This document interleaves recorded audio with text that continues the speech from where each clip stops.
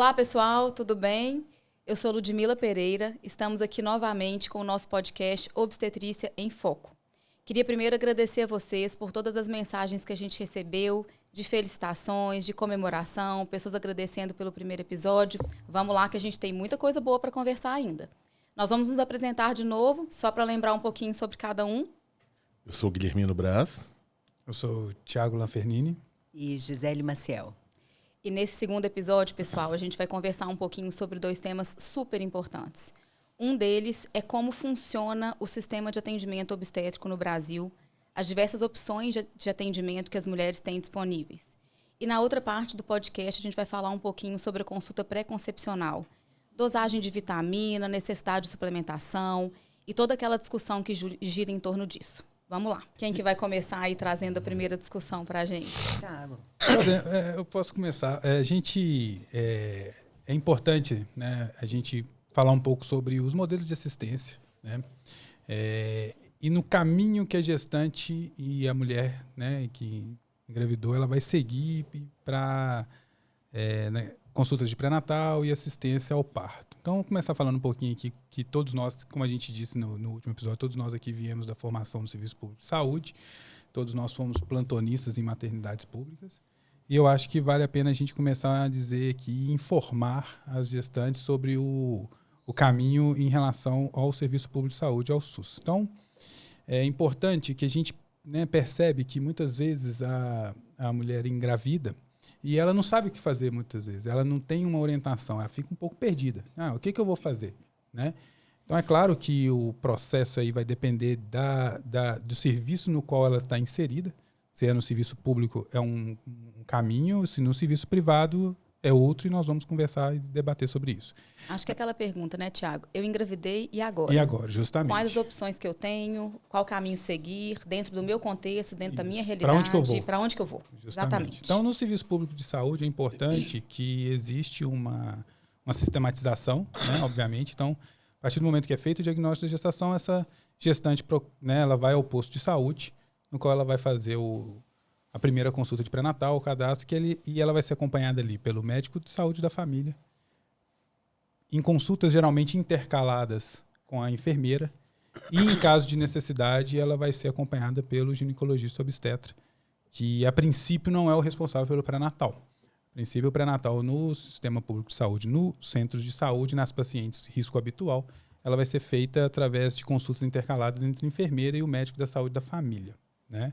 Então, essa paciente ela vai receber as orientações, vai fazer as consultas pré-natais que a princípio são mensais, e a partir do momento, durante essa gestação, em que ela tenha qualquer intercorrência ou dúvida ou necessidade, um sangramento ou alguma suspeita de perda de líquido ou contrações, essa paciente, a referência dela será a maternidade pública referência daquele centro de saúde, né? Então, ela vai ser atendida pelos médicos da maternidade, né, pelos plantonistas, e que terá ali a conduta de acordo com a queixa que ela apresentar. Existe também no Sistema Público de Saúde, no SUS, um fluxo das pacientes de alto risco, que é interessante informar. Então, quando existem critérios para se definir a gestante que tem algum fator de risco, e ela sendo, né, incluída em alguma desses fatores, ela vai ser encaminhada para um pré-natal de alto risco dentro do Serviço Público de Saúde, e ela vai ser inserida dentro de uma maternidade. Então, ela vai fazer o pré-natal dentro daquela maternidade de referência. Aí a gente tem vários hospitais em Belo Horizonte. Geralmente é assim também nas outras grandes cidades do Brasil e também no interior do país. É importante essa paciente, essas mulheres estarem bem informadas, saber qual o passo que ela tem que seguir a partir do momento do diagnóstico. Então, o fluxograma no Serviço Público de Saúde funciona dessa maneira. Ela vai fazer todo o seu pré-natal no centro de saúde, tendo algum fator de risco, ela vai ser encaminhada para um pré-natal dentro do hospital, que é o pré-natal de alto risco, e toda e qualquer intercorrência que ela venha a ter durante a gestação, ela vai ser assistida pela maternidade pública de referência. Tá? Depois que ela tiver o bebê, a consulta de pós-parto, a consulta puerperal, é referenciada novamente para o centro de saúde, e assim vai ser o acompanhamento das gestantes.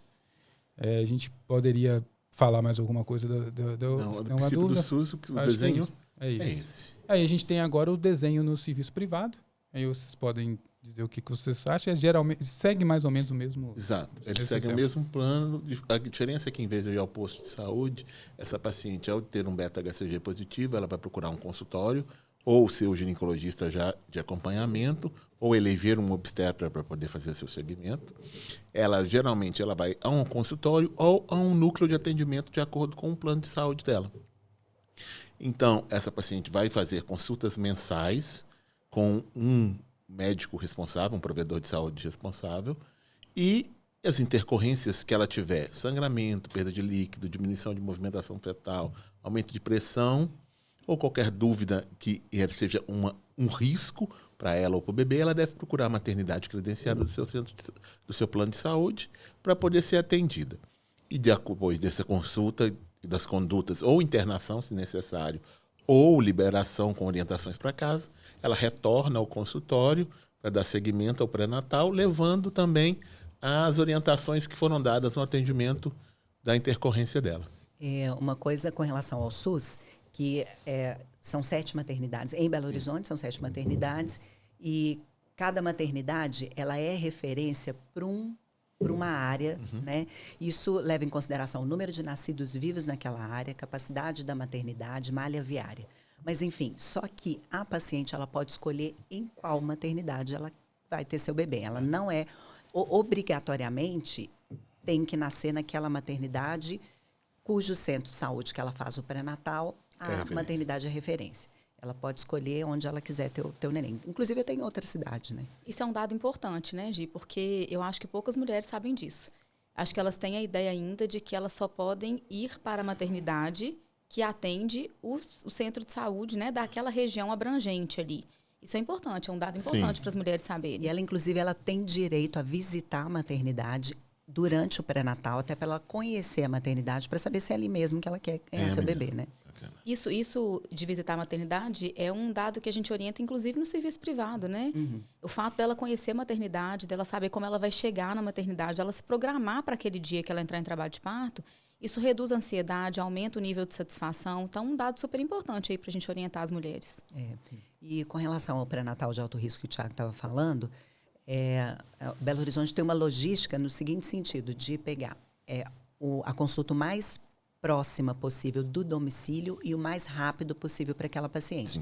Não acontecer, por exemplo, de uma paciente que está no Barreiro ter uma consulta lá no Sofia Feldman, ela atravessar a cidade, essa paciente vai acabar não indo, a não ser que ela precise de um pré-natal específico, por exemplo. Medicina fetal, não é toda maternidade que tem. Então, isso é um ponto importante. Só uma coisa. Você sabe, a gente estava falando de pré-natal, de assistência interdisciplinar. Teve uma época que eu era gestora de contrato para uma faculdade. E essa faculdade, às vezes, ela falava, olha, a gente oferta as consultas de pré-natal de baixo risco, né, de risco habitual, e os pacientes não têm vindo. É uma coisa interessante. Você pensa o seguinte, bom, a paciente, ela tem no centro de saúde, próximo do domicílio dela, um pré-natal que é feito com generalista, com enfermeiro obstetra, se precisar de uma consulta com ginecologista, tem disponível, enfim. Ela não vai atravessar a cidade para ir naquele local, naquele ambulatório específico, se ela não tiver um outro diferencial. E aí, uma coisa que a gente até colocava para a faculdade, para o ambulatório dessa faculdade, é o seguinte, bom, vocês têm medicina, vocês têm psicologia, fisioterapia, enfermagem, por que vocês não ofertam para essa mulher fisioterapia perineal, consulta com enfermeiro, né? Então, dá um outro tipo de assistência para que essa paciente vale a pena ela atravessar a cidade para vir consultar. Se for a oferta, for a mesma coisa que ela tem do lado da casa dela, ela vai ficar do lado de casa.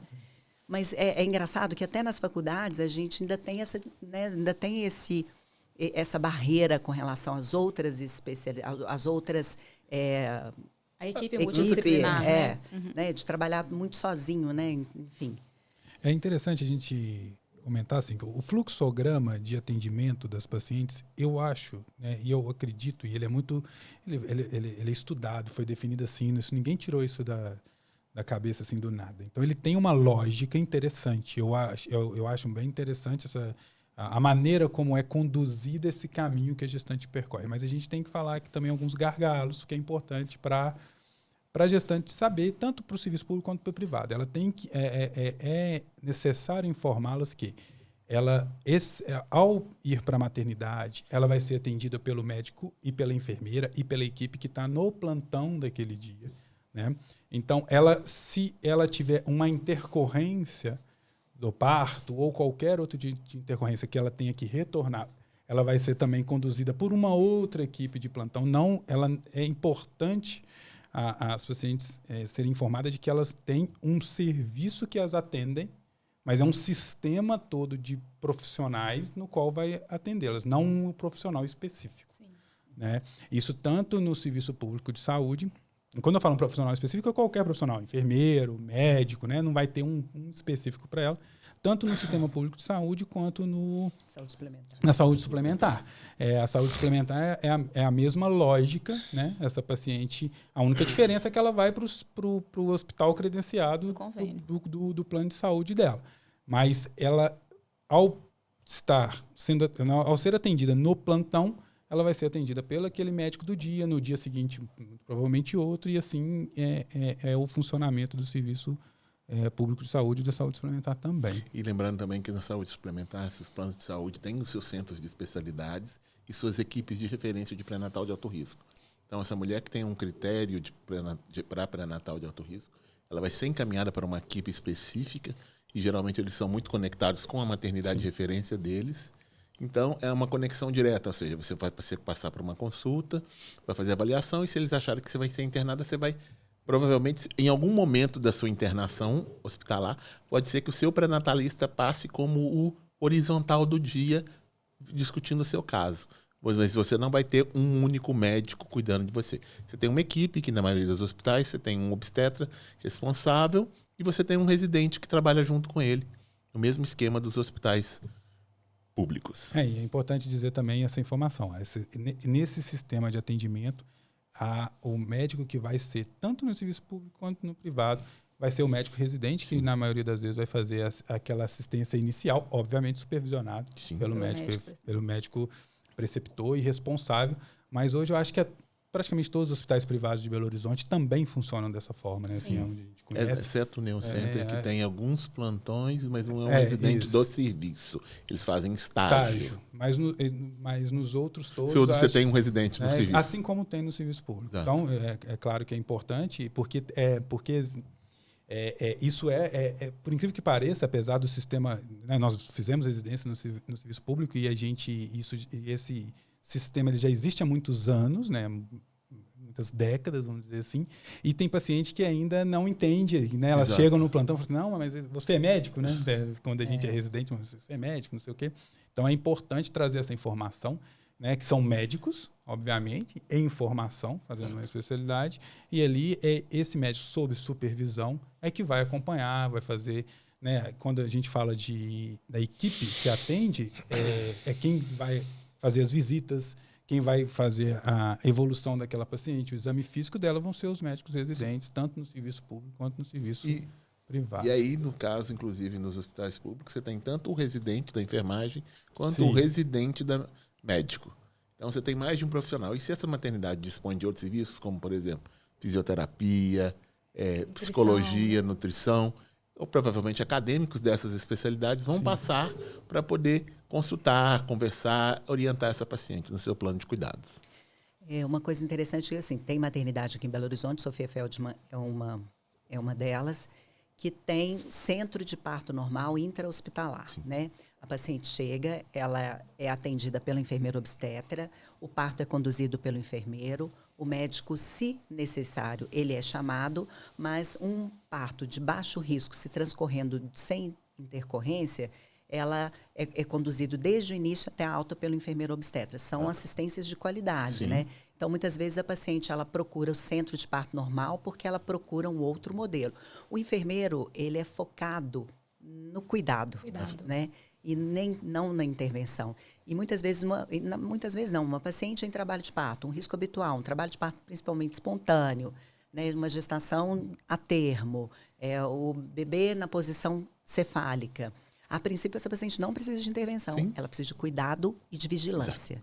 Isso o enfermeiro obstetra faz. Maravilhosamente bem. E é uma das coisas que às Exatamente. vezes a gente pergunta pra gente, mas por que eu tenho que ter uma enfermeira? Aí eu sempre brinco com elas assim, porque eu prescrevo ocitocina, dipirona, metergin.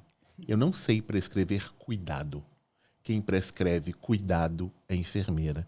Então, faz parte da formação do enfermeiro obstetra, o cuidar da gestante durante a evolução do seu trabalho de parto. Então, a gente tem que pensar que, nesse ponto, o médico é importante como o indivíduo que vai estar ali para qualquer intercorrência, mas o cuidado de gestações de baixo risco é feito, essencialmente, na maioria dos países da Europa, por enfermeiros obstetras ou obstetrizes que fazem toda a evolução, admissão, evolução desse parto, desde a entrada ao nascimento e consultas pós-parto.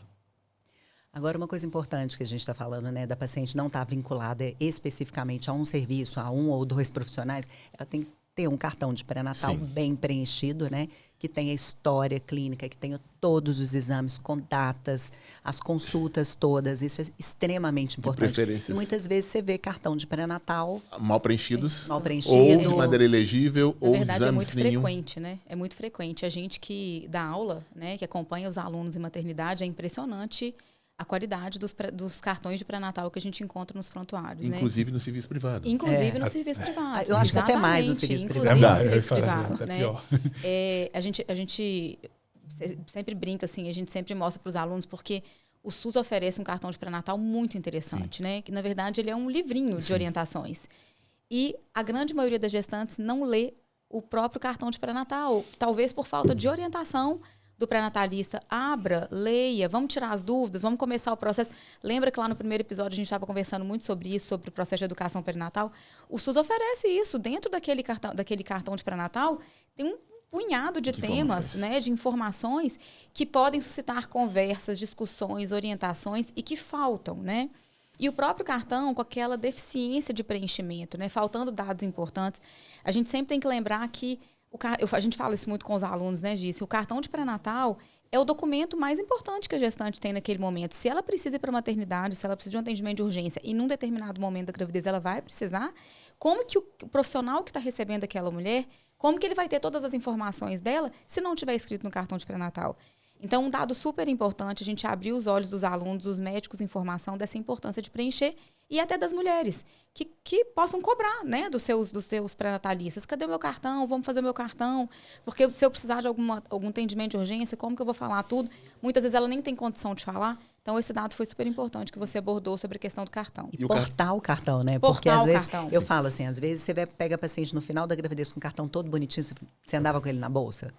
Não. Porque numa situação de urgência não dá para ir em casa pegar o buscar o cartão cartão. e andar com ele como se fosse carteira de identidade. Exato. E é outra coisa muito importante que eu sempre falo com elas, que o cartão tem que estar preenchido, porque, vamos supor, se você chegar consciente, você ainda consegue dar dados. E se você chegar desmaiada, por exemplo, um pós-comicial de uma convulsão, se o seu cartão não tiver, ele tem que estar bem preenchido para a pessoa entender o que está acontecendo na sua gestação e para saber se você tem alguma outra decorrência, porque é completamente diferente. Chegou desmaiada e está escrito lá, fator de risco epilepsia. Então, muito provavelmente, aquela convulsão é uma epilepsia. Exatamente. E se ela chega sem cartão de pré-natal ou com cartão mal preenchido, eu vou pensar na causa de maior morbimortalidade dela, que é a pré-eclâmpsia. E aí depois eu posso descobrir, no meio de um tratamento de pré-eclâmpsia, de que, na verdade, é uma crise epilética, que ela já era portadora há muito tempo, mas eu não tinha informação. E que o tratamento é totalmente diferente. Totalmente né? diferente. Com impacto no tratamento. Agora, tem um dado super importante, assim, para quem faz cartão de pré-natal e que trabalha em equipe, observem a mesma caneta. Eu preciso mandar esse recado para esses meus colegas parceiros. A mesma caneta é sacanagem. Tem sido um processo muito difícil. A gente faz um cartão todo cuidadoso, delicado, com letra bonita, com uma caneta preta. A gente coloca uma caixinha assim no consultório com várias canetas pretas. E a criatura me encontra uma caneta azul e vai lá e coloca no cartão. Gente, dá pânico. Quando você abre o cartão na outra consulta, fala, que é isso? Outro dia eu passei por uma situação muito engraçada. Eu fazendo acompanhamento da esposa de um colega meu de faculdade. E aí, eu fiz o cartão todo bonitinho, todo preto e tal. Aí, na outra consulta, ela consultou com o Thiago tacou uma caneta azul no meu cartão de pré-natal. Aí, o meu amigo veio na outra consulta, abriu o cartão e falou comigo assim, Lud, a gente já tinha planejado colocar esse cartão numa moldura para colocar no quarto do bebê. Agora a gente não vai colocar mais. Claro que ele falou brincando, né? Brincando. Eu fiquei arrasada. Falei, poxa vida, cadê minha caneta preta? Tirei todas as canetas azuis do consultório, mas ele encontra uma caneta azul. Isso me incomoda profundamente. Muito. Se eu escrevo o cartão todo de azul, ele vai estar de azul do início ao final. Ah, e uma coisa, o cartão de pré-natal não é preenchido só pelo médico. Ele pode ser preenchido pelo enfermeiro de saúde. Exatamente. Enfermeiro da paciente também. Então, É só seguir a mesma cor de caneta. isso. É só para implicar. Se não implicar, Agora não, tem um dado não importante, vale. uma questão importante também, que eu acho que foi muito bom a gente ter lembrado de discutir essa questão de cartão de pré-natal, porque nem sempre as mulheres têm noção da importância dele. E aí, pensando no nosso lado, né, a gente que tem esse hábito de preencher o cartão de pré-natal certinho, dá muito pânico quando a mulher perde o cartão. Não. É claro que a gente sabe que acidentes Isso acontecem, né? Mas só para conscientizar um pouquinho as mulheres, né, que estão nos ouvindo aí, para elas entenderem um pouco do contexto, é fundamental tomar cuidado, porque a sua história está ali, né? De repente, você não precisa andar com uma pasta de exame, com um tanto de ultrassom, porque o pré-natalista que segue o cartão de pré-natal, todas as informações relevantes do pré-natal estarão naquele cartão. E é um cartão, né? Que seja um livrinho, no caso do SUS, é um livrinho super bacana, mas não é um cartão grande, é um cartão que cabe na bolsa, que é possível tomar cuidado e cuidar dele até o final. Vira realmente uma lembrança, né? Não necessariamente para colocar numa moldura, quando o colega põe uma letra diferente, uma cor diferente, mas vira uma lembrança importante. Aí, se tá com a caneta cor diferente, ok, mas tá escrito lá, tá preenchido. O dado tá dado. Com a letra Legível. feia, a letra não é a grande coisa, mas dá para entender. Mas é legível. Né? Então, isso é importante. E vale a gente falar também um pouquinho do outro modelo que a gente gostaria de dizer, que é porventura, né, as pacientes ou, né, a gestante que decide ter uma assistência de pré-natal, de acompanhamento durante toda a gestação no ambiente multidisciplinar e que seja do ponto de vista exclusivo para ela, vamos dizer assim. Isso é uma possibilidade também, isso é uma forma de assistência, né, no qual a paciente ela vai ali decidir, ela pretende ter uma equipe só para ela. Então, é importante saber que essa possibilidade existe. Geralmente, aí, diferente do sistema do SUS e do sistema, né, de saúde suplementar, essa paciente vai ter como referência aquela equipe que ela escolheu. Né? E essa equipe que ela escolheu, ela vai ter ali todo o pré-natal, vai ter todas as intercorrências assistidas pela equipe, vai ter toda a sua assistência pós-parto de complicações pela equipe. Eu acho interessante a gente falar um pouco disso, até para a gente... todos nós aqui somos, não precisa nem dizer, a gente é defensor da assistência multidisciplinar e da presença, eu particularmente acho a presença da enfermagem essencial. É essencial, eu falo isso para todos os pacientes. E aí eu já vivi situações de paciente falar assim, doutor, eu quero ter só enfermeira comigo, eu vou contratar uma enfermeira para mim, porque, né, enfim, eu falo, eu acho isso importante, você vai ter o parto lá no plantão, acho que a enfermeira vai te ajudar sim, até para você conseguir ter seu parto normal, tudo. Mas eu acho que vale a pena a gente explicar a função de cada um. Né? Então, a enfermeira, o enfermeiro, ele vai fazer uma assistência no seu parto, ele vai estar ali com você apenas durante o trabalho de parto, que é a função dela. Mas a responsabilidade sobre qualquer intercorrência é do médico de plantão. Por que eu estou dizendo isso? Do médico assistente, o médico né? assistente, porque é importante as pacientes saberem disso, porque elas acham às vezes assim, eu vou contratar uma enfermeira para ir comigo e é a enfermeira que vai ser responsável pelo parto dela. Não.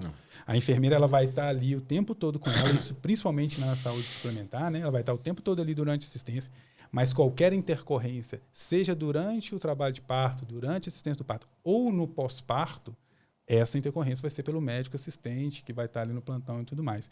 É importante essa informação, porque eu já percebi que algumas pacientes assim, não, eu vou contratar essa enfermeira para ir comigo e aí vou ter ela vai resolver minha vida. Não. Ela vai me blindar, às vezes, de não é intervenções assim. desnecessárias. Cada um tem o seu papel, a responsabilidade ali de intercorrências vai ser do médico assistente. A não ser no centro de parto normal. Exato. Sim, a não ser no centro de parto normal. E aí, por exemplo, a paciente entende que, por exemplo, quando ela tem uma equipe, ela tem um médico ou uma equipe de profissionais, sejam mais de um médico, enfermeiro. Por exemplo, se ela tem uma internação, ela não vai procurar ela vai procurar um hospital, o seu médico assistente vai estar lá, ele vai acompanhar, ele já acompanha ela no pré-natal, vai acompanhar a intercorrência, a internação clínica que ela tem, até a alta ou até o parto, dependendo da intercorrência que ela estiver tendo. E, inclusive, no pós-parto, a questão do controle pressórico, a questão do controle glicêmico nas diabéticas tipo 1, todos esses tipos de intercorrências serão acompanhados pela equipe que ela contratou. Ao contrário de que, se ela chegar, muitas vezes, às vezes a paciente reclama que ela vai ao hospital com aumento de pressão, cada médico vai falar uma coisa com ela. Eu sempre oriento o seguinte, mas presta atenção, você está indo em profissionais diferentes, cada cabeça uma sentença. É que nem quando a paciente entra, que ela elege um parto no plantão e ela vai fazer uma indução, por exemplo, e ela quer discutir aquilo. Aí eu sempre falo, lembra que geralmente muda-se a cada 12 horas. Cada 12 horas muda-se a cabeça que está ali. Então, alguém que enxergava de uma maneira vai enxergar de outra maneira. Então, pode ser que não evolua da maneira como você queria, porque a gente trocou o plantonista. Mas ninguém está ali fazendo sacanagem. Geralmente são intervenções de acordo com protocolos específicos das instituições. Então ela tem que entender, principalmente a paciente que está indo para o plantão, qual que é o protocolo. É muito importante ela entender qual que é o protocolo da instituição que ela está indo. Por exemplo, ela quer ir para o plantão, ter um parto normal ou natural na banheira. Isso não vai acontecer. Isso não acontece em nenhuma maternidade privada de Belo Horizonte. Um parto na banheira, no plantão. Então, parto no banquinho acontece em alguns plantões, em alguns hospitais, em alguns plantões específicos, mas não quer dizer que a qualquer dia da semana que ela chegar lá, ela vai conseguir aquilo. Então, ela tem que estar entendendo de como funciona o sistema onde ela está inserida e o que é que ela vai conseguir navegando naquele sistema.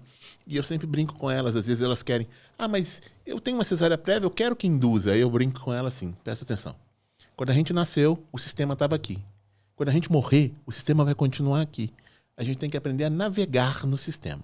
Então, se você tem uma cicatriz uterina, quer ter um parto normal com 41 semanas, a sua única possibilidade em Belo Horizonte é ir para o Hospital Sofia Feltman. Porque lá eles vão fazer uma indução mecânica em você. Do contrário, você vai ter uma cesariana nas maternidades públicas ou nas maternidades privadas. Porque eu quero ganhar uma menina aqui, do lado da minha casa, do meu jeito, e não funciona assim. Porque então ela tem que saber exatamente onde ela tem qual a maternidade que oferece para ela, em matéria de protocolos, aquilo que ela deseja. Porque é que nem aquela conversa que a gente tem muito. A paciente tem um ginecologista desde que ela virou mocinha. É minha ginecologista a vida inteira. Que bom. Ela pode ser a sua ginecologista ou seu ginecologista a vida inteira. Mas às vezes essa pessoa não vai te dar o parto que você quer.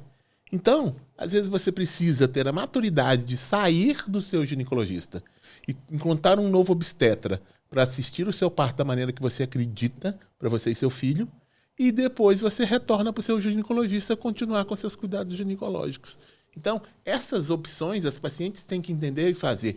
Não é só porque você tem um ginecologista de longa data que ele tem que ser o seu pré-natalista. Você tem que entender o que você quer em relação à gestação e o que ele consegue te oferecer. Porque é uma coisa que elas também têm que fazer, eu quero um parto normal.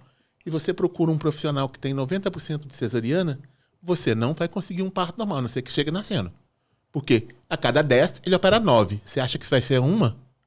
Não, provavelmente a maior probabilidade é você estar entre as 90, as 9, que vai ser operada. Então, ter essa noção de procurar, essa percepção, saber.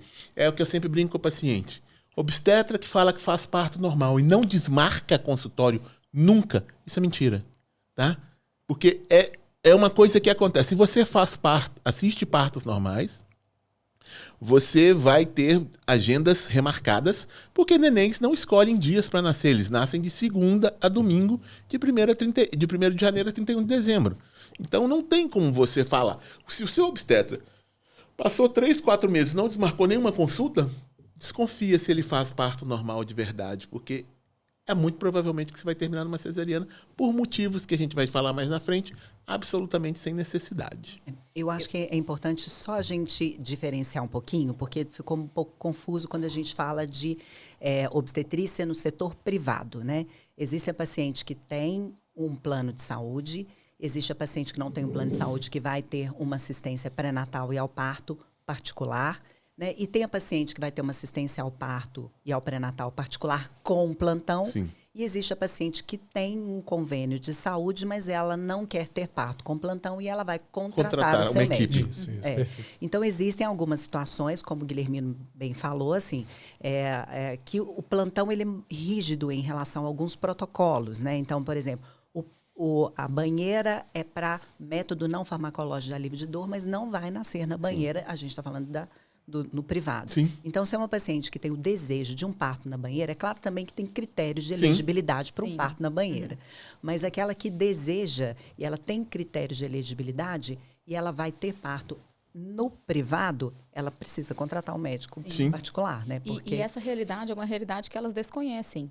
E às vezes têm experiências negativas justamente pelo desconhecimento. A mesma questão envolve o ter uma enfermeira do plantão. Às vezes eu recebo mulheres no consultório que falam assim, e se eu preferir ter um enfermeiro do plantão, não tem um enfermeiro do plantão? Sim, em algumas maternidades nós temos enfermeiros Uma pra obstetras de todo plantão. Uma para todo mundo.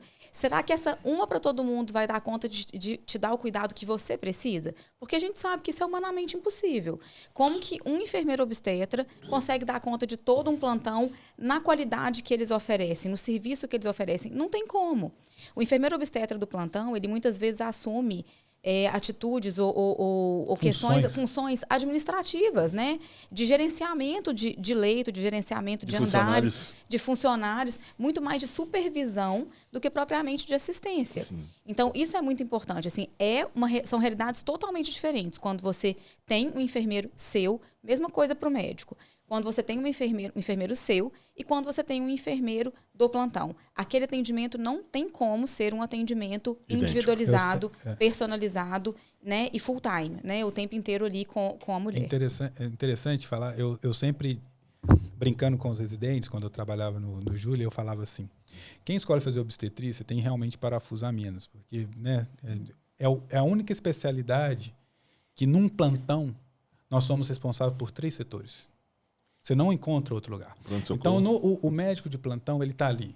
Ele tem que atender porta, certo? Admissão. Que é a admissão. Ele tem que evoluir as pacientes que estão em trabalho de parto, que são muitas vezes várias, e ele tem procedimento para fazer dentro do bloco. Cesarianas, eletivas. E pode ter que fazer curetagem, pode ter até cirurgias ginecológicas, que são referências da maternidade, tanto no público quanto no privado. Exatamente. Quando ele não tem que olhar as pacientes avaliar as pacientes que já tiveram os bebês, Por que é importante a gente dar essa informação? Porque as mulheres e as gestantes, elas têm que entender o que aquele profissional tem de responsabilidade naquele plantão. É muita coisa. Todos nós aqui viemos do serviço público e a gente está falando com propriedade. Nós não começamos ontem. Sim. A gente, todos aqui, trabalhou em plantão pesado em serviço público e serviço privado. E a gente sabe como que é esse funcionamento. Então, assim, a gente é responsável por vários setores e tem que dar conta de tudo. Sim. E, às vezes, a gente não consegue dar a assistência adequada. Ou então a assistência que a gente acredita. Que a gente acredita. Então, essa informação para as gestantes, para as mulheres, eu acho extremamente importante. Para elas entenderem o contexto que elas estão inseridas. Exato. Porque nem às vezes as pacientes falam no consultório. Doutor Guilhermino, mas eu cheguei lá, eu tive uma desaceleração, o coraçãozinho do neném mudou a frequência, e o plantonista veio, me examinou e fez uma cesariana. Está certo? Aí eu virei assim, bom, tá certo, é uma coisa complexa, que eu não estava lá. Mas vamos lá. O seu plantão estava vazio? Ela não, estava cheio de paciente parindo. Então, pensa bem. Nós somos eles são 2 plantonistas para olharem 8 pacientes em trabalho de parto.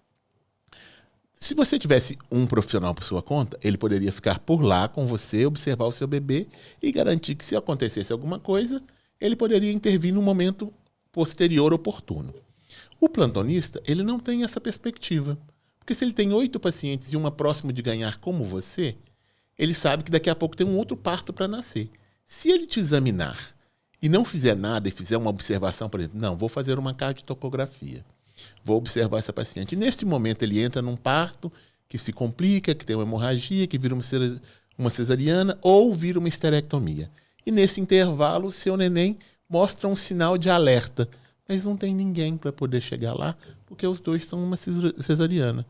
Você vai imputar um mau evento aos profissionais. Então, você não vai imputar, porque ele não vai deixar. A hora que ele identificar que tem algo errado, apesar de saber que ele pode esperar, ele não vai fazê-lo. Por quê? Porque o sistema não permite a ele este tempo. Então, ele vai agir naquele momento, vai tocar. Está nascendo? Nasceu. Não está nascendo? Põe na mesa, opera e resolve esse problema. E nós já vivemos essa realização. Porque o sistema não garante a segurança. Exato. Né? O sistema não garante a segurança. Então, muitas vezes, você age preventivamente. Isso chama minimizar risco. Exato. Então, gerenciamento de risco. O plantão, ele vai ser mais intervencionista mesmo em situações como essa. Inclusive, eu tive uma situação há alguns dias de um plano de parto no plantão. E foi uma coisa que eu conversei muito com os alunos em relação a isso, porque quando você... A gente ainda vai ter um episódio para poder falar sobre plano de parto, porque eu acho que é extremamente interessante, importante esse esclarecimento. Mas só para a gente conscientizar um pouco também em relação a essa questão do plano de parto no plantão. Sim. Como que a gente vai poder garantir ou exigir, fazendo uma visão crítica mesmo, que aqueles profissionais, naquele momento, de acordo com aquele plantão que é imprevisível, a gente pode ter um plantão super tranquilo, em que os profissionais vão dar conta de assistir todas aquelas observações ali que estão no plano de parto. A gente pode ter um plantão caótico, como todos de nós aqui já vivemos, que a gente precisa agir de forma preventiva e no gerenciamento de risco, que a gente não vai conseguir levar aqueles dados do plano de parto de forma retilínea, vamos dizer assim, seguindo tudo que a mulher quer viver. Então, realmente, isso é um dado importante, assim, porque quando a gente tem as mulheres isso é uma função importante do pré-natal. Você sabe que aquela mulher vai procurar o plantão, ela tem um plano de parto, explique para ela, converse, olha... Alinhar a expectativa. Alinha, né? Já para ela entender que pode ser que naquele momento, por questões humanas mesmo, porque é impossível, às vezes, o grupo de plantonistas dar conta de gerenciar todo aquele plano de parto e cuidar de todas as pacientes, todas as mulheres em trabalho de parto, com segurança ao mesmo tempo. Então, pode ser que desse jeito que você está esperando, talvez não aconteça, porque o sistema não permite. Ele não consegue fazer essa assistência dessa forma se tiver muita paciente em trabalho de parto. É que nem uma paciente uma vez virou para mim, chegou com um plano de parto para discutir, e aí ela chegou a um ponto e falou assim, eu queria discutir o fórceps e vácuo extrator. Aí eu virei para ela e falei assim, eu não tenho como discutir isso com você, porque eu não sei quem é o profissional que vai atender o seu parto. Eu não sei qual que é a experiência que ele tem no uso de vácuo extrator e fórceps. Você pode pegar um profissional mais experiente que eu. Você pode pegar um profissional muito mais novo. Como é que eu vou te falar, faça isso, se eu não sei? Eu posso te falar que, do ponto de vista técnico, bem executado, um parto vaginal, a fórceps e um parto vaginal, a vácuo extrator são seguros para a mãe e para bebê. Tá? Tanto que são uma indicação. Não existe essa ideia de que fórceps é proibido. Tá? O fórceps é um instrumento médico que mais salvou vidas de bebês intraútero. Então, o que a gente tem que saber é, você tem que saber aquilo que você tem para saber aquilo que você é possível conseguir. Agora, eu acho que a gente pode falar um pouco mais, mudar um pouco de assunto, né? Sim. A gente falar um pouco... Aqui, só para organizar, então, para a gente finalizar essa primeira parte do segundo episódio, então a gente falou um pouquinho sobre o modelo de assistência no SUS, o modelo de assistência daquela mulher que tem um convênio, faz o pré-natal pelo convênio e vai ter o seu bebê no plantão, na maternidade que atende o seu convênio. E a gente tem um outro modelo, que é quando a mulher na verdade, né, mais dois modelos, que é quando é tudo particular, que é quando ela não tem convênio e ela quer usufruir do sistema privado. E quando ela tem um convênio, ela quer vai utilizar o hospital que atende o convênio dela, porém ela contrata uma equipe para estar com ela naquele momento de forma exclusiva. Sim. É isso? Exato. Só para a gente amarrar aqui o que a gente exatamente conversou, isso. para ficar claro para quem está nos escutando entenderem direitinho o que a gente está falando, né? É isso mesmo. Aí agora a gente pode falar um pouco mais iniciar sobre outro assunto que a gente se propôs, que seria a consulta pré-concepcional e também um pouco sobre suplementação, né? E aí, já que eu iniciei, eu vou dar aqui algumas informações. Eu acho extremamente importante essa questão da consulta pré-concepcional. Principalmente para a gente, eu acho que o principal é a identificação de risco. Sim. Identificar fator de risco, né? Identificar naquela mulher algo no qual pode levar a um risco maior na gestação e que a gente possa intervir precocemente para minimizar aquele risco, né? Seja por doenças infecciosas, seja por alteração hormonal como tireoidopatia, né? Doença da tireoides, que é uma causa... Diabetes sem diagnósticos prévios. Então, além da rotina ginecológica habitual. Isso eu acho muito importante, porque eu tenho visto pacientes que chegam para consulta de pré-natal e que não tiveram uma consulta pré-concepcional adequada. Então, o preventivo, a citologia não está em dia. As mulheres estão cada vez mais engravidando mais tardiamente. Sim. Então, às vezes tem mulheres com 45 que não têm uma avaliação adequada. Sim. Citológica e nem das mamas. Nem de mama. Né? Então, às vezes tem uma indicação de mamografia, às vezes ela tem uma história de câncer de mama na família. Às vezes a mãe teve um câncer de mama aos 40 e poucos anos. Exato. E aí ela está ali fazendo pré-natal, começou a primeira consulta de pré-natal com 43 e não tem nada avaliação de mama. Da mama dela. E a gente fica limitado ali na gestação, né? Não vai fazer mamografia, enfim. Então, eu acho que é extremamente importante a paciente chegar para a primeira consulta de pré-natal após o beta-HCG positivo, toda bem redondinha do ponto de vista de exames. Só uma observação. Quando a gente falou que não vai fazer mamografia na gravidez, geralmente a gente não faz. Se a gente palpar um nódulo, a gente vai fazer uma mamografia, vai fazer toda a propedêutica específica. Mas, usualmente, a gente não vai palpar uma mama, a não ser que o paciente esteja uma queixa específica. A gente não fica palpando mama direto de paciente. A gente faz uma avaliação física, mas a maioria das vezes, quando a paciente chega, principalmente se ela chegar mais adiantada, você não palpa uma mama. Sem contar que as alterações fisiológicas da gravidez alteram a avaliação na mama. Sensibilidade aumentada, justamente. Um grau de edema, dificulta a palpação. Dificulta a identificação. E também a questão das vacinas, né? Sim. Mas só o que ele estava falando das doenças, assim, de você, uma paciente que tem uma comorbidade, por exemplo, uma hipertensa, né? Estar controlada. Bem controlada para engravidar no momento diabetes adequado. Bem controlado. Verificar quais são as medicações, adequar as medicações compatíveis com a gestação. Com a gestação. Chegou hipertensa usando losartana. Bom, então se a gente vai engravidar, nós vamos trocar essa losartana por um metildopa, uma nifedipina, para que ela já engravide em uso de uma droga segura para a gestação. Sabe em qual aspecto a gente observa muito isso também? Na questão psiquiátrica, psicológica. Avaliações de depressão. A gente percebeu um aumento muito grande das doenças psiquiátricas e emocionais esses últimos tempos, principalmente com a pandemia. Que acabou desestabilizando muita gente, né? E o que a gente vê são várias mulheres usando medicações antidepressivas e, às vezes, sem o controle do psiquiatra para poder organizar aquela medicação daquela mulher para ela entrar na gravidez com medicações de uso mais seguro. Super importante dizer, a orientação atual não é suspender as medicações, igual muito a gente fez isso muito há uns anos atrás, né? Suspendia, a mulher tinha aquela ideia que ela tinha que dar conta do recado durante a gravidez. A gravidez já é um período super instável emocionalmente, ela tem que se preparar para viver o puerpério.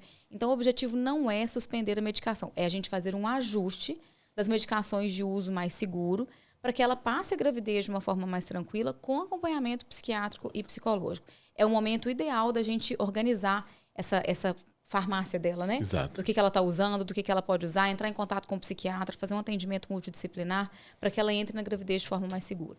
Em relação também a ganho de peso excessivo, né? Adequar a questão de atividade física, hábitos saudáveis, mudança de estilo de vida para preparar para chegar mais saudável numa possível gestação. Sim. E as vacinas? Vacinas, exatamente, vacinas. Uso de medicações também em relação aos suplementos, né? A gente vê hoje um uso inadvertido, um uso excessivo, sem uma ciência robusta, porque aqui a gente está falando de artigos robustos, de medicações que foram testadas em ensaios clínicos. A gente tem muito pouco ensaio clínico robusto, forte, para dizer para a gente o que é seguro, o que não é seguro, o que pode usar, o que deve usar. Falta consenso. E o que a gente mais vê é a mulher chegando para consulta pré-concepcional ou já grávida, em acompanhamento nutricional, com uma receita gigantesca, que você olha e fala assim, meu Deus, para que tanta coisa? Exato. Né? E nós não estamos falando de mulheres que têm restrições alimentares como celíacas, desnutridas, Crohn, bariátrica prévia. Nós estamos falando de mulheres que fazem uso de vegetais, comem carne, ovos, mulheres saudáveis, que têm uma alimentação absolutamente dentro do esperado e que têm suplementações que são absurdas. E quando você faz uma avaliação básica da literatura disponível, a gente tem basicamente 2 pontos específicos e muito importantes. O que a gente tem de robusto e que é consenso em todas as sociedades são o uso do ácido fólico no primeiro trimestre, ou seja, desde que você resolveu virar uma tentante até 12 semanas de gestação, o uso do ácido fólico. Isso reduz 82% dos defeitos do tubo neural decorrentes da baixa de ácido fólico. Isso é real, isso é ciência de verdade. E a outra coisa é a suplementação do ferro no segundo trimestre da gestação. Então, fora a suplementação de ferro no segundo trimestre de gestação e o uso do ácido fólico no primeiro trimestre, não há nenhuma evidência robusta para uso de qualquer outra suplementação. Existem alguns estudos do ponto de vista nutricional mostrando dosagens de vitamina D, vitamina B12. Vitamina B12 baixas podem ter alterações em relação às funções psíquicas. Isso tudo pode ser ajustado de acordo junto com o psiquiatra da paciente. Mas a gente tem que entender que não deve ser uma coisa rotineira e universal. Porque senão a gente tem que entender o seguinte. Gestação é um evento fisiológico que acontece sem que, geralmente, ele não precisa de nada. Ele vai começar e vai terminar espontaneamente. Se a paciente se alimentar relativamente bem, tiver um mínimo de qualidade de vida, ela vai ter um bebê saudável ao final disso. Tá? Então, quando a gente coloca que todas as mulheres têm que suplementar da maneira como tem sido suplementado, a gente tem que pensar o seguinte. Ou a gente está errado na alimentação, ou a gente está errado suplementando tanto. Porque eu já recebi pacientes que foram ao nutricionista e saíram de lá com suplementação, mas sem cardápio alimentar. Aí eu virei para ela e falei assim, não, nós vamos trocar de nutricionista. Porque ele passou 5 anos na faculdade aprendendo a fazer dietoterapia. E se ele não fizer dietoterapia com você, não me interessa. Porque eu quero que você coma bem. E eu sempre coloco para elas que é interessante pelo seguinte. Você quer proteína? Coma bife de frango. Come um ovo, um omelete. Ovo cozido. Prioriza a dieta. Prioriza dieta. Com certeza. E não suplementação. Tenta tirar macro e micro de nutrientes de alimento. Tenha prazer em comer. Sim. E não suplementações multivitamínicos caríssimos. E a gente tem que pensar, inclusive, na questão do custo. E sobrecarga hepática. Sobrecarga hepática. Nós já estamos falando de um fígado que é sobrecarregado pela gestação. Ele faz o metabolismo feminino mais o metabolismo fetal. E aí você ainda sobrecarrega ele com vitaminas que a paciente não tem deficiência. Então, a gente tem que pensar nisso tudo para poder saber como a gente vai... Não pode suplementar? Não, ninguém está falando isso. Em situações específicas, a gente vai ter que suplementar sim.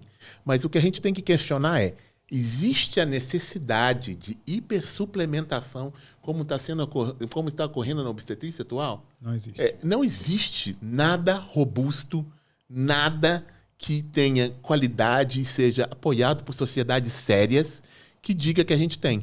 Por exemplo, recentemente saiu um trabalho sobre vitamina D em que você não tem um ponto de corte real, que você fala, até aqui é bom, daqui para lá não é. Né? Para gestante. Uhum. E a gente tem que lembrar que a gente tem um estado muito específico da humanidade, quando a paciente está grávida, que é a hemodiluição gravídica. Então, é o que eu sempre brinco com elas. Se eu pegar um saquinho de suco, colocar num pote de 1 litro e num pote de 5 litros, eles têm a mesma quantidade. Só que um está muito mais escuro e o outro muito mais claro. Mas a questão é que você está hemodiluída. Então, a hemoglobina vai ficar mais baixa, a vitamina B12 vai ficar mais baixa, a vitamina D vai ficar mais baixa, a sua ferritina vai ficar mais baixa. Então, tudo isso tem que ser levado em consideração. E sem contar também a questão principal do excesso de dosagem de pesquisa. Exatamente. Isso é muito importante falar. A pesquisa, não existe recomendação em nenhuma sociedade, nem na OMS, de se pesquisar tudo que tem sido feito cada vez mais, que é zinco, magnésio, vitamina D, Molibdênio. Selênio. Isso não existe, essa evidência científica. Não existe como rotina de pré-natal a dosagem dessas substâncias. Por quê? Porque não se mostra benéfico, e inclusive até por questões dos valores de referência. Sim.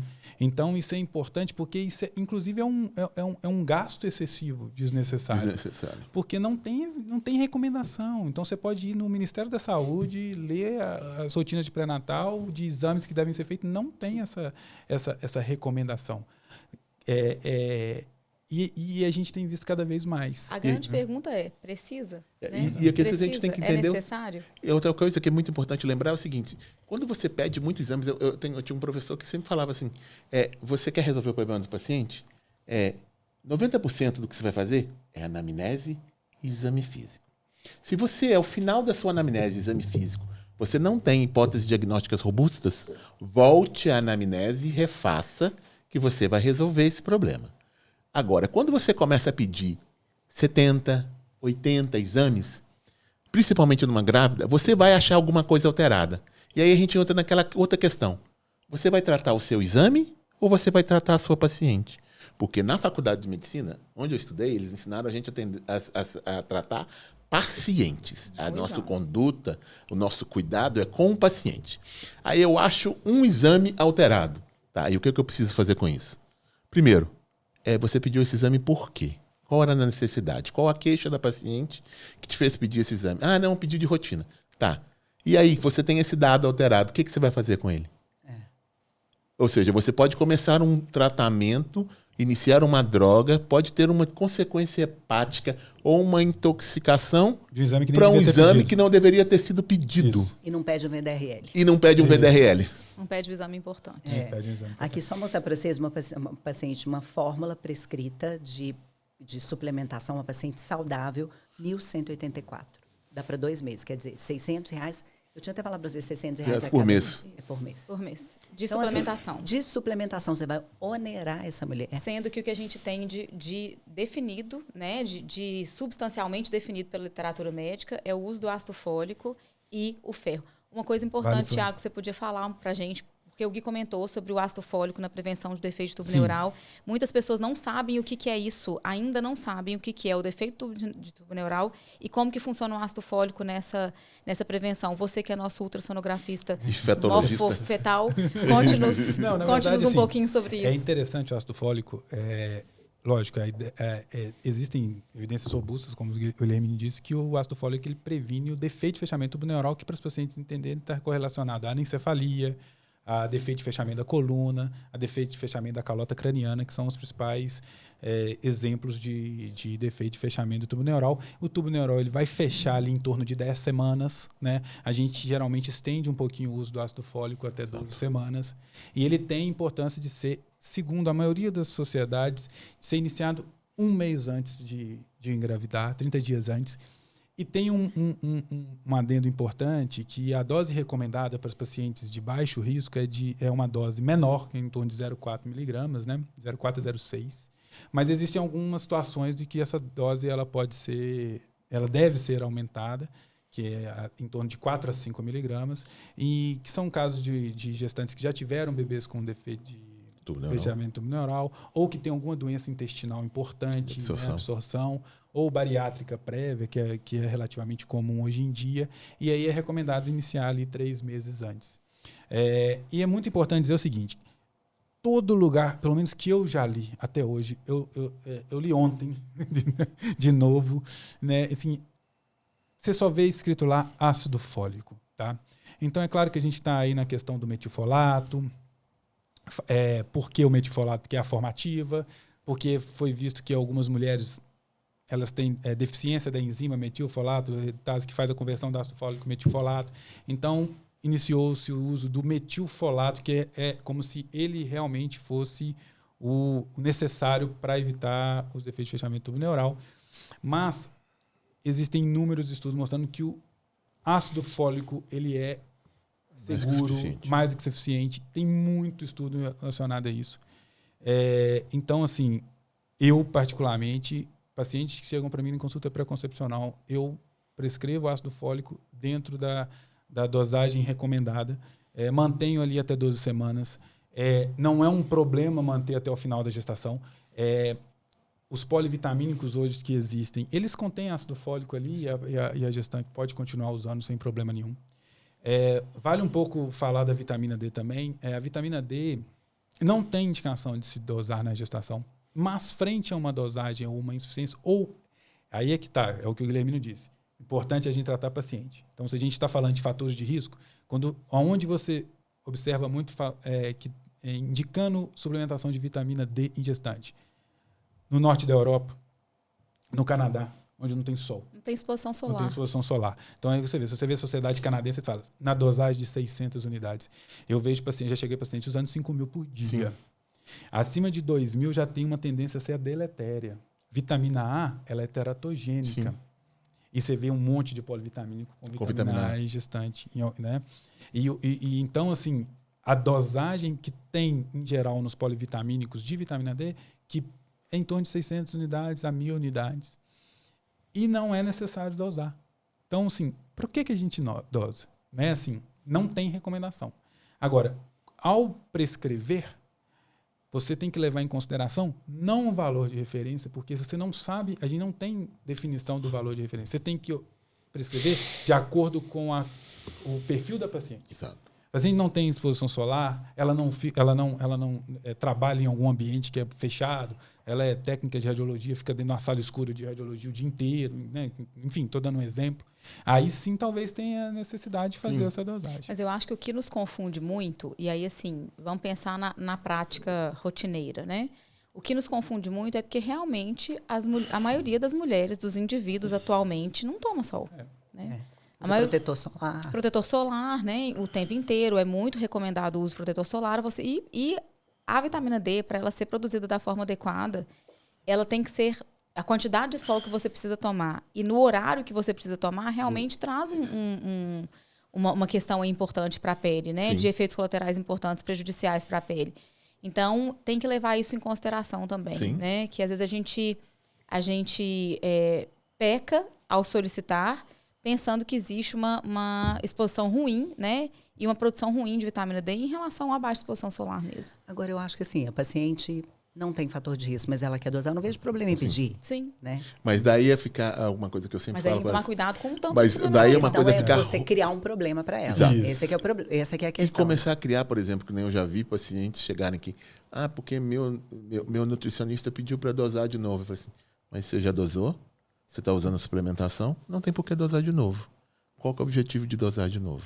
Faz sentido. Então, não faz sentido você fazer dosagem de vitamina D no primeiro trimestre, no segundo trimestre e no terceiro trimestre. Uma vez durante a gravidez já é questionável. 2 ou 3 vezes na gestação, isso chama-se ausência de livro. E polivitamínico, a maioria deles tem vitamina D. Você está ali bem. Você não precisa dosar para passar o polivitamina D. Sem vitamina. Você não precisa dosar, você não precisa saber a vitamina D. Sim.